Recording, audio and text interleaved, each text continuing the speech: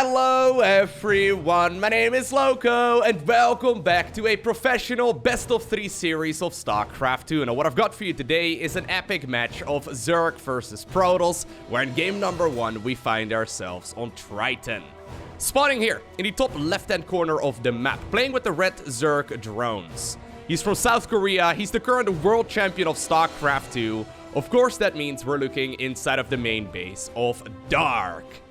A ridiculously good Zerg player, doesn't really have any particular weaknesses. His opponent, in the opposite corner, playing here with the blue Protoss probes. We have none other than PartinG. And PartinG, he's quickly becoming one of my absolute favorite Protoss players in the world, if not my absolute favorite right now. This man, he's ridiculously good at playing macro, but whenever he's got units out, he will pretty much always send them to his opponent's side of the map. Now, these games were played a couple of days ago during IEM Katowice, and quick disclaimer, I suppose, I did watch these games live, but the games were so good that I had to go ahead and cast them myself as well, because I think a lot of you will really enjoy it. Dark, going for that hatch first, but notice no gas yet, no spawning pool either. On top of that, he is sending out a drone. Now, this is something that a lot of Zerg players were doing when they were going up against PartinG, because PartinG is well known for his cannon rush. Gateway, though, right here on the low ground, and indeed, Dark decides to start off this series with a Proxy Hatchery. Immediately, though, PartinG is following this up, the gateway that is, with a Forge and then also a Cybernetic score. He's very well known, like I said, for his cannon rushes. He loves doing it, and in particular on a map like this, you can really get some great value as you can block your opponent from getting into this little nuke right here in the natural.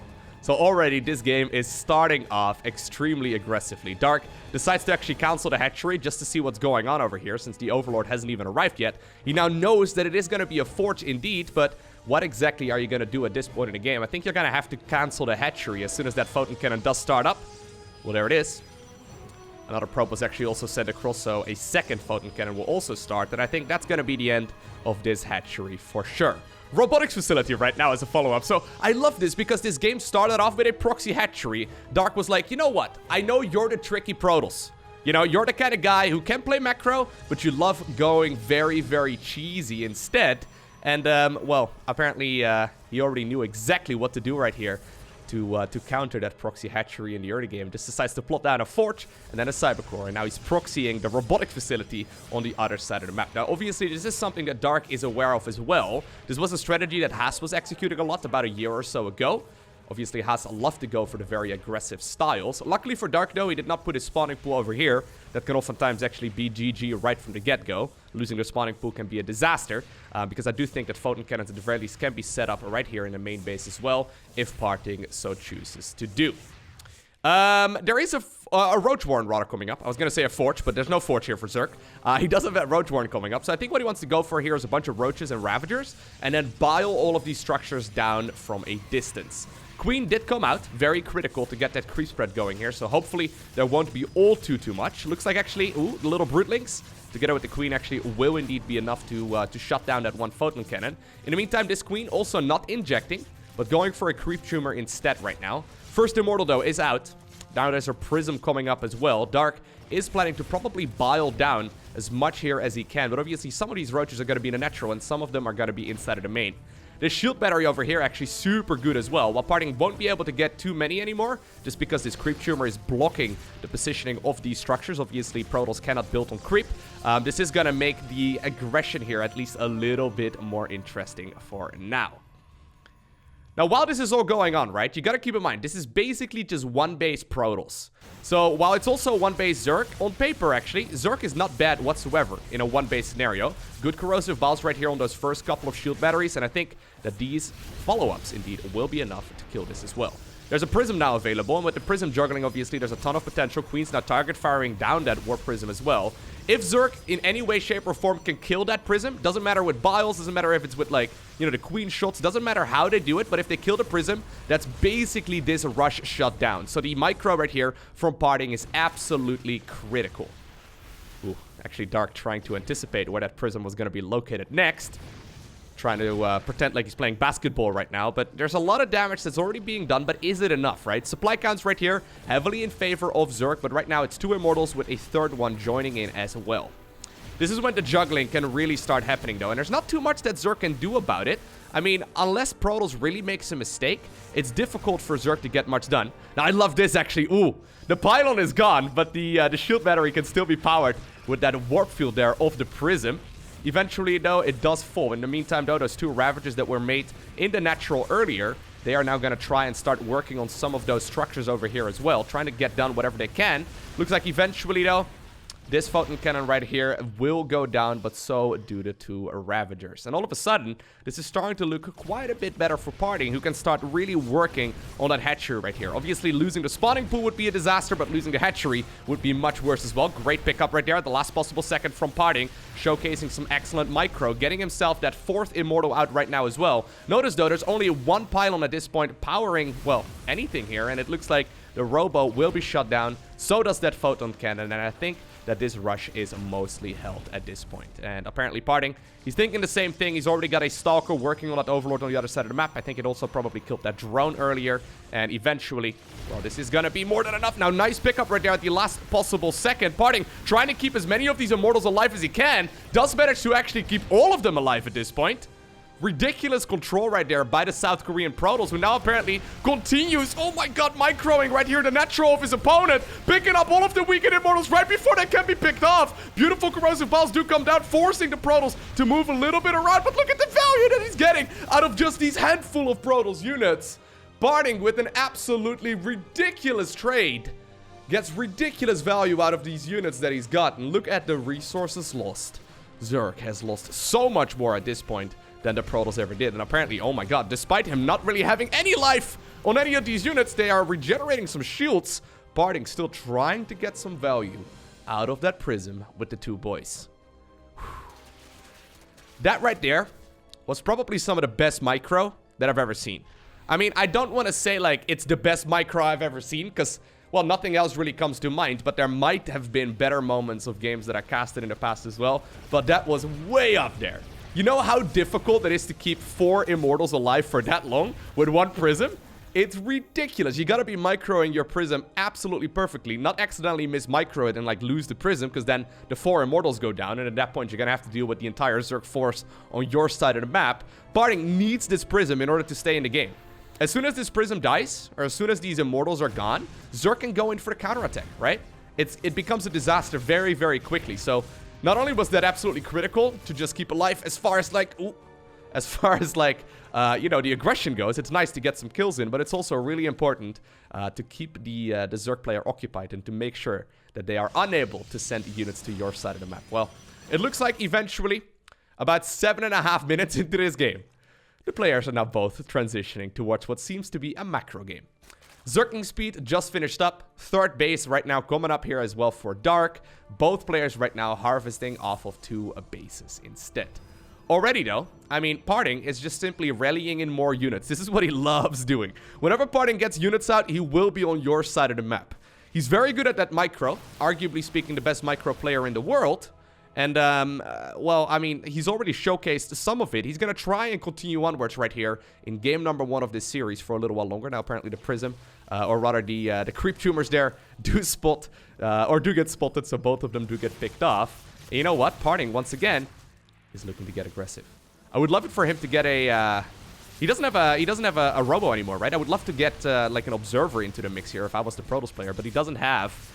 you know, any production out of a robotics facility. Great control once again by PartinG, trying to dodge as many of those corrosive balls as he can. The Queens, though, from a distance, dealing a lot of damage, and 2 more Spine Crawlers also do finish up. Now, most of these Protoss players out there, right, they would back off as soon as they see this many Spines. One of them was already killed. These Immortals, man, still getting so much value. 11 and 13 kills in total on both of them. One of them, though, does eventually go down, and well, while PartinG apparently is killing drones right now as they were forced off the line as well. I think that Dark probably should be able to hold here eventually.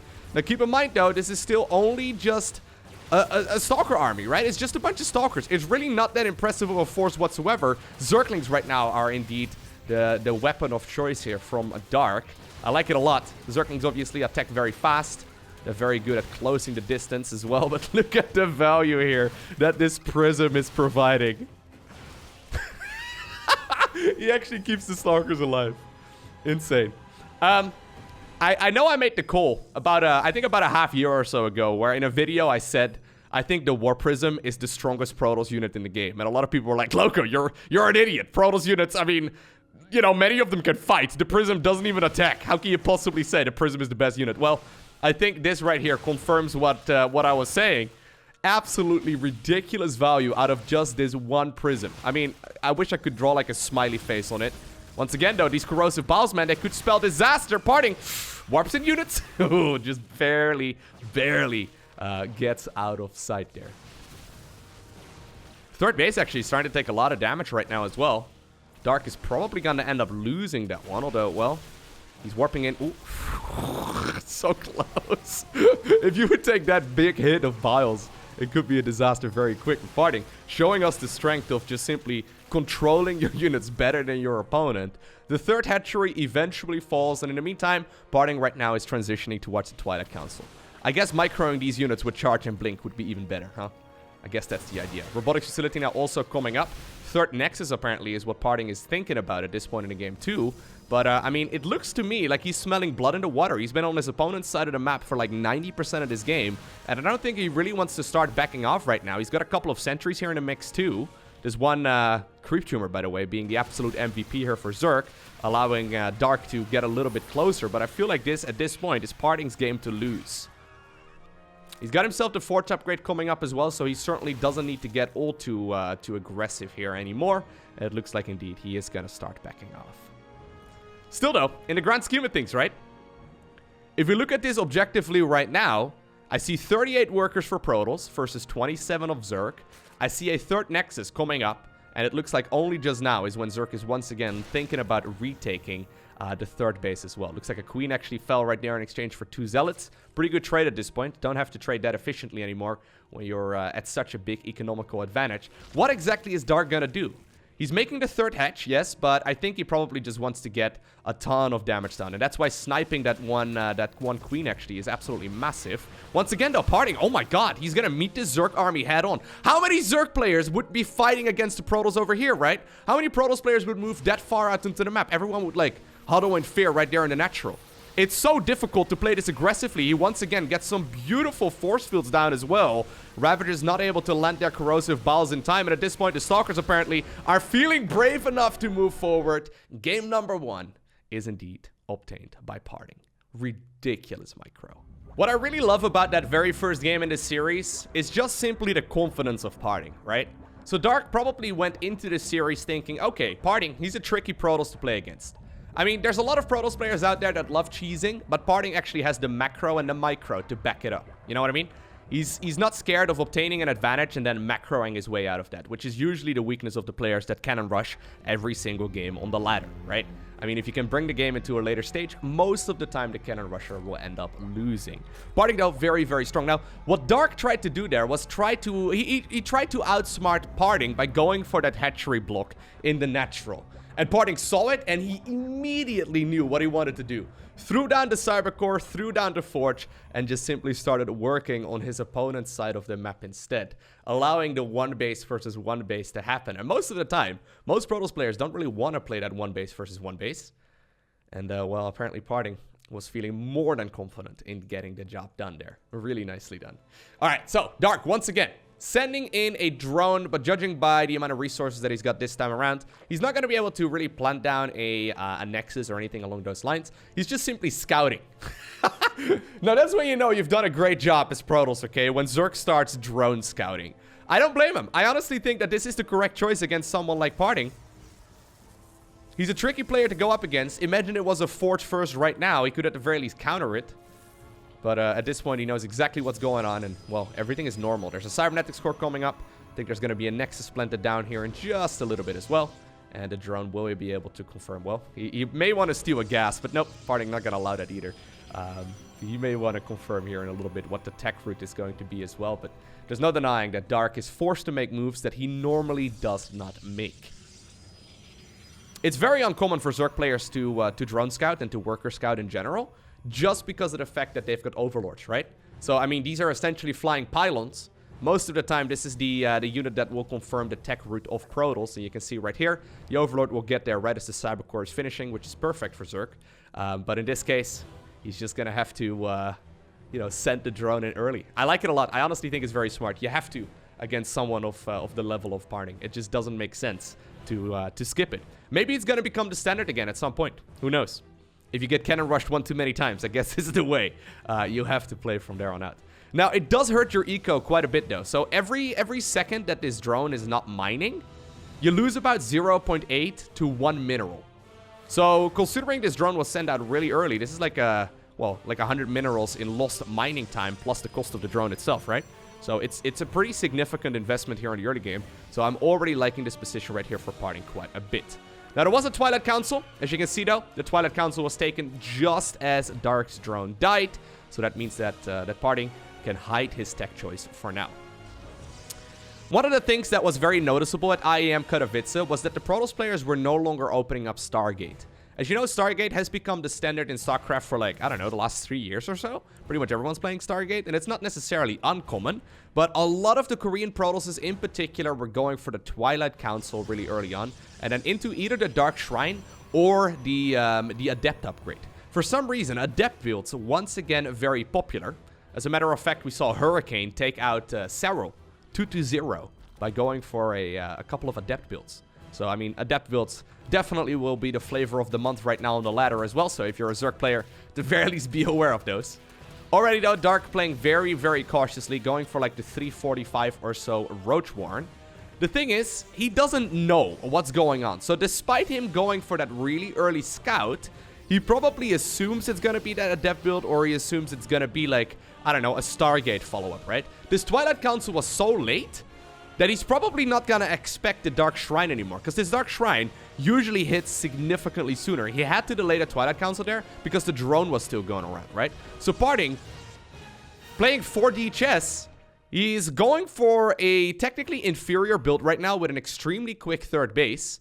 This is scouted already by Dark, so he knows exactly what's going on. And Dark right now is looking at this. He's like, okay, I knew you didn't take your Twilight Council at the appropriate time if you want to go for Dark Templar. I know that you have a really early third Nexus at like the, I don't know, 345 mark.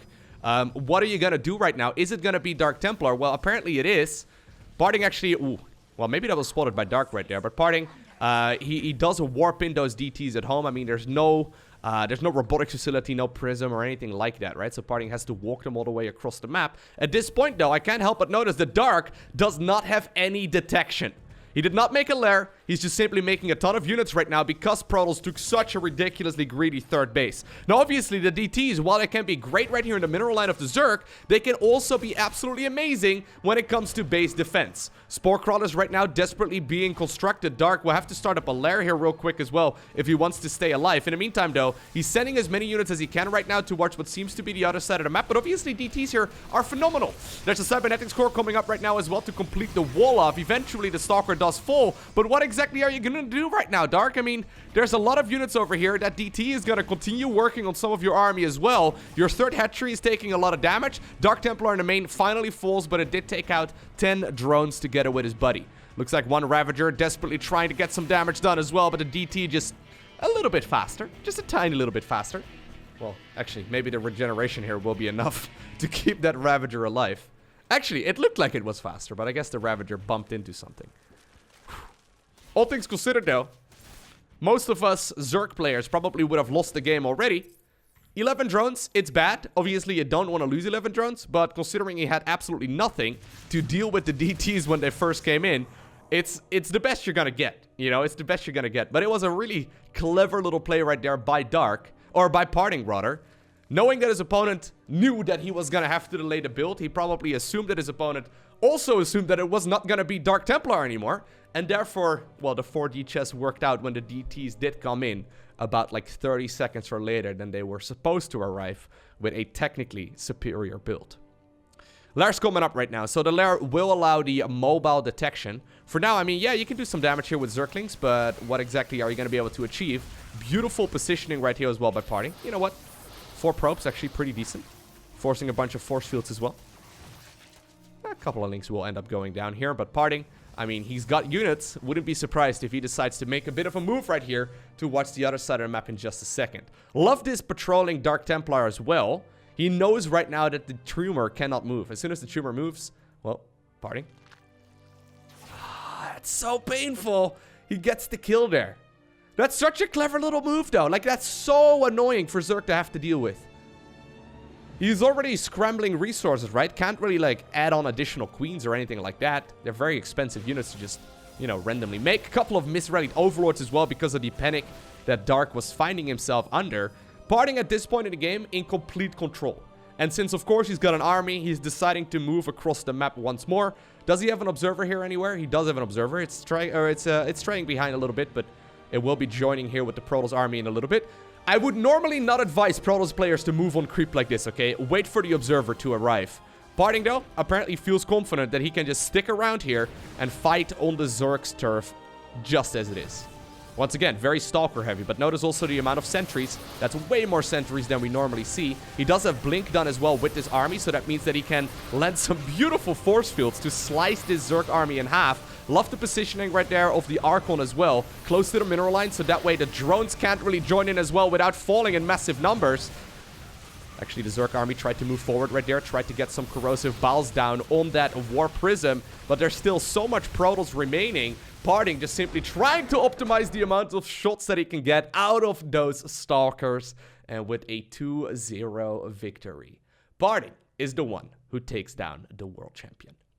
I hope you enjoyed watching this video. If you did, hit that like button down below. If you want to see more, make sure you hit that subscribe button so you get notifications as soon as I upload more. But other than that, I want to thank you for watching. Have an amazing day. Do not forget to smile alright. A special shout out to the Patreon supporters. Thank you so much for making this channel possible. But I hope to see you once again in the next one.